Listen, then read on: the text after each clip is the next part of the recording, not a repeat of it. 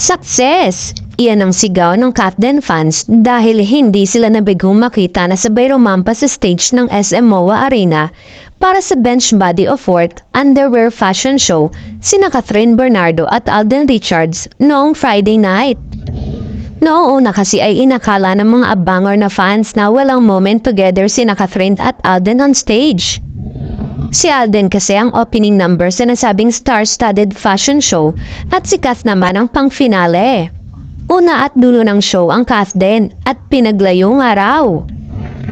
Buti na lang sa encore number kung saan rumampa ang lahat ng celebrity sa stage kasama ang owner ng clothing apparel na si Benchan ay magkasabay ng lumakad sa rampa ang Kath din. Grabe nga ang hiyawan ng audience nang makitang magkasabay na lumabas sa stage ang mga bida ng Hello Love Again. Sold ang mga fans sa ayudang natanggap mula kina Catherine at Alden. Aba, matagal-tagal ding hinintay ng fans ang pagkakataong ito. Magkachika naman sila sa backstage at hindi totoo ang chikang nag-iwasan ng Catherine dahil may moments nga sila sa backstage. Diyos ang Diyosa ang pay ng pagrampa ng Asia Superstar. Mistulang lumuhod ang mga Adonis na model sa ganda at kaseksyan ni Kath sa stage. Sabi ng katabing fashion editor, grabe daw ngayon ang kapamilya actress. Confident ka itong rumampa na nakasuot lang ng fully beaded bra at miniskirt.